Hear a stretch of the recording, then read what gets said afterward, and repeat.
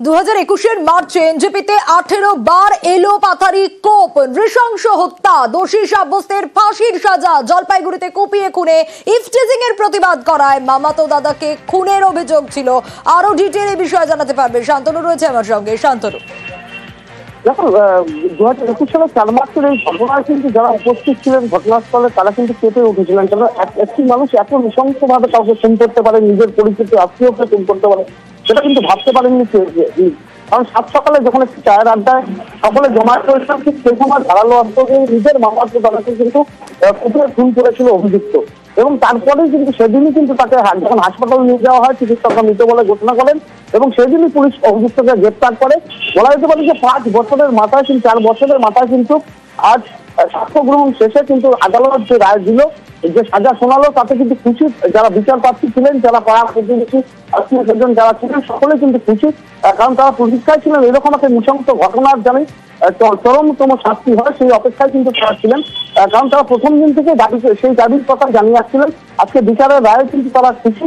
বিচারক ফাঁসির সাজা শুনিয়েছেন অভিযুক্তকে এবং একই সঙ্গে এইরকম একটি নৃশংস ঘটনা যেটা বর্ণনা করতে গিয়ে বিচারক বলেছেন যে 18 বার একজন মানুষকে বারবার একই জায়গায় বিভিন্ন জায়গায় মানে আঘাত করা, এটা একটা বর্বরোচিত এবং নৃশংস ঘটনার মধ্যেই পড়ে। সেই কারণে কিন্তু অভিযুক্তকে ফাঁসির সাজা শোনানো হয়েছে এবং আদালতের এই রায় কিন্তু খুশি। যারা বিচার প্রার্থী ছিলেন, আত্মীয় পরিচিত যারা ছিলেন, সকলেই আজকে আদালতে উপস্থিত হয়েছিলেন। তারা কিন্তু সকলেই সন্তোষ প্রকাশ করেছিলেন আজকে আদালতের রায়। এই কেসের সপক্ষে 12 জন সাক্ষীকে আমরা এক্সামিন করেছি। তাদের সওয়াল জবাব শেষে সাহেব সমস্ত কিছু দেখে তাকে ফাঁসির সাজায় দোষী সাব্যস্ত করেছেন।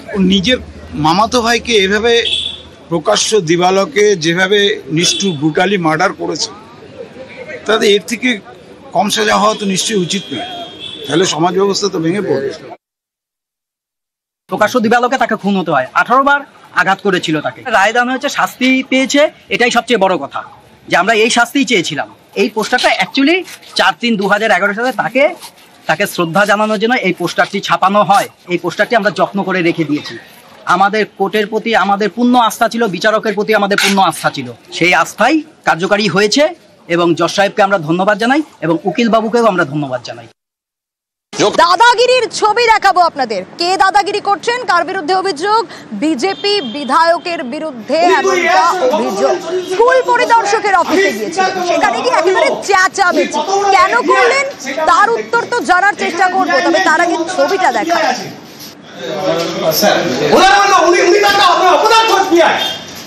আমাকে এখানে বার করে যার কোনো ফ্যান নেই, কিছু নাই, উনি তুই এর সঙ্গে গল্প করলেন 40 মিনিট ফোস করে। আমি স্পিকারকে বললাম আমার অভিভাবক উনি কত বড় ডিআই সেটা আমি আজ দেখতেছি। এখানে ডিআই নেই, কেউ বলতে পারবে না যে ডিআই আছে। আমার সঙ্গে কথা বলে বেরিয়ে গেলেন, একটা গভর্নমেন্ট অর্ডার এখনো দিতে পারছেন না। যেমন এখানে সব ফাঁকা, এই জায়গায় 40 মিনিট ধরে আমাকে বসিয়ে রেখেছে। সিসিটিভিটা অফ আছে যাতে এখানে কেউ এলে পরে দেখতে না পায়, সিসিটিভি দুটোই অফ। এই ল সেকশনটা বন্ধ ছিল, তার ফটো আমার কাছে আছে। আমি বলার পর ল সেকশনটা এখন খুলে দিল। এদের কাজই হচ্ছে ফাইলগুলোকে আটকে রেখে বিভিন্ন অবজেকশন দিয়ে সেখানে শিক্ষককে হয়রানি করে সেই শিক্ষকের কাছ থেকে টাকা নিয়ে ফাইল ক্লিয়ার করা। একজনও কেউ কথা বলবেন না, দেখুন কেউ কথা বলবেন না। ডিআই এর কাছে ছিলাম না স্যার, ডিআই কোথায় গেলেন? ডিআই স্যার এসডিও স্যার কিছু তো বলেন, হ্যাঁ উনি বললেন 10 মিনিটের মধ্যে। তাহলে আমাকে তো আপনি তো ছিলেন, যখন আমাকে বললেন যে আপনি বাইরে বসুন, তাহলে আমি কতক্ষণ বসে থাকবো? উনি তো আমাকে আপনার কাছেই তো বললেন যে আপনি বাইরে বসুন।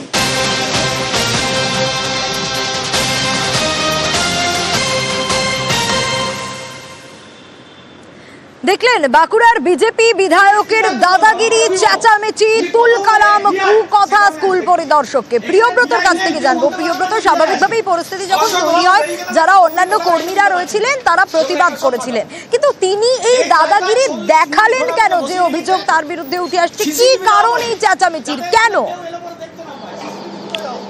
দেখো সোনিয়া, এই সত্যনারায়ণ মুখার্জি বিজেপির যে বিধায়ক সাতদার, এই বিধায়ক কিন্তু শুধুমাত্র যে বিধায়ক এমনটা নন, তিনি হচ্ছেন সাততলার একটি স্কুলের শিক্ষক। সেক্ষেত্রে তিনি তার পিএফ এর লোন সংক্রান্ত একটি বিষয় জানতেই তিনি ডিআই অফিসে এসেছিলেন, এমনটাই তার দাবি। এবং সেই ডিআই কিন্তু তাকে ঠিকঠাক না কথা বলেই তাকে বাইরে বসতে বলেন, এবং যেখানে তিনি বসতে বলেছেন তার মাথার উপরে ছাতা ফ্যান ছিল না, এই গরমে তাকে বসে থাকতে হয়েছে, এমনটাই অভিযোগ। এবং সেই কারণে তিনি চেঁচামেচি করে অসভ্য ভাষায় গালিগালাজ করে পুরো অফিসকে মাথায় তুলে নেন। প্রথমে অবশ্য যে কর্মীরা ছিলেন তারা একটু হচককিয়ে যায় যে কেন এরকম চেঁচামেচি হচ্ছে। তারপরে তারা এসে দেখেন, তখন দেখেন যে বিধায়ক মশাই এবং শিক্ষক যিনি, তিনি এই ধরনের চেঁচামেচি করছেন।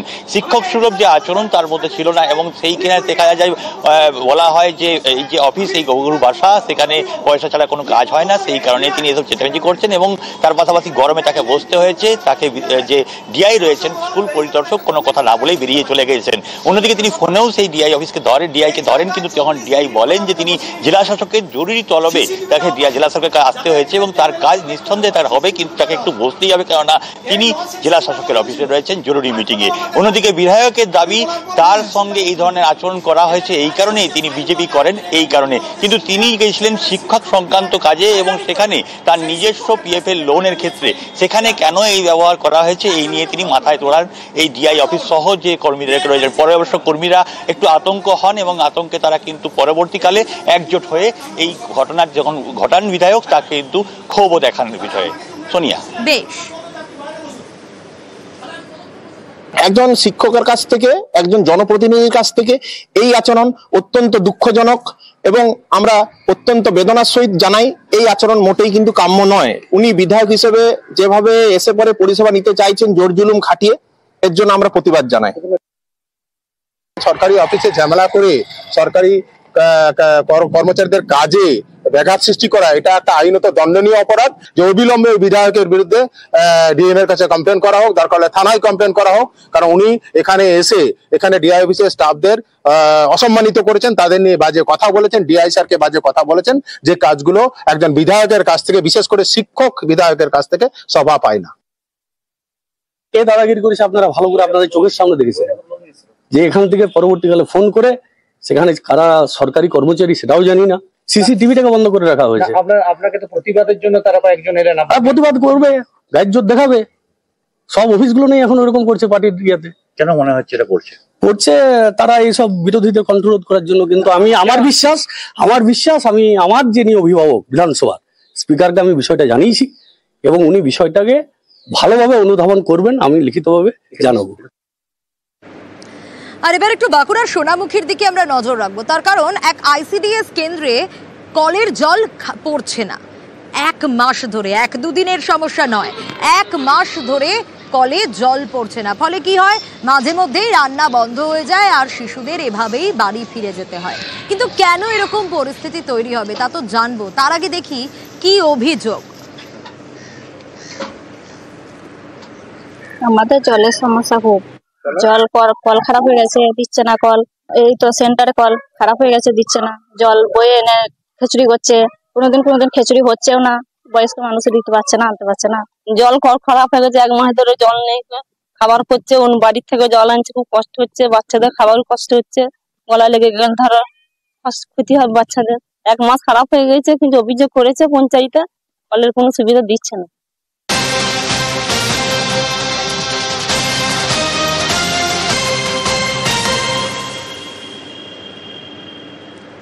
দেবব্রত রয়েছে আমার সঙ্গে, আরো বিস্তারিত দেবব্রতই জানাতে পারবে। দেবব্রত, 1-2 দিনের সমস্যা নয়, সমস্যাটা 1 মাসের।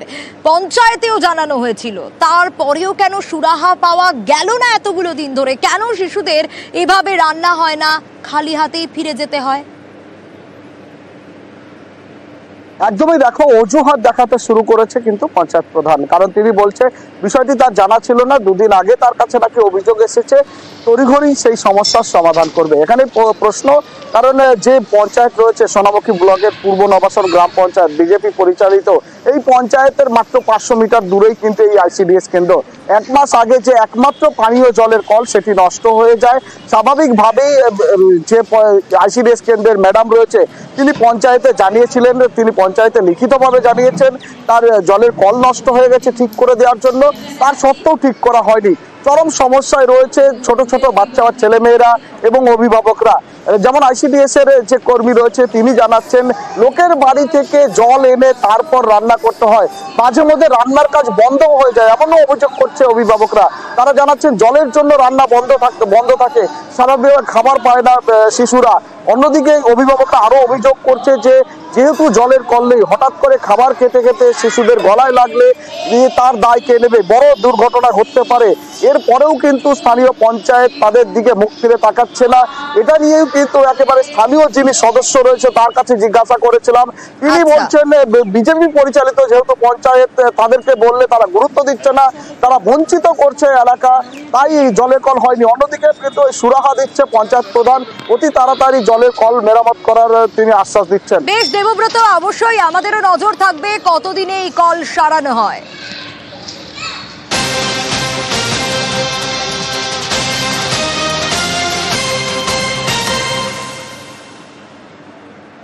আর নজর রাখবো এবার ফালাকাটার দিকে। তবে তার আগে একটা ছবি আপনাদের দেখাবো, বিদ্যুৎ চুরি অপরাধ। দেখুন হুকিং এর মাধ্যমে কিভাবে বিদ্যুৎ চুরি চলছে, দেখছেন তো সেই ছবি। কিন্তু এই যে বিদ্যুৎ চুরি চলছে, এই বিদ্যুৎ চুরি আটকে দিয়েই লক্ষ্মী লাভ হয়েছে। কোথায় লক্ষ্মী লাভ জানাবো আপনাদের।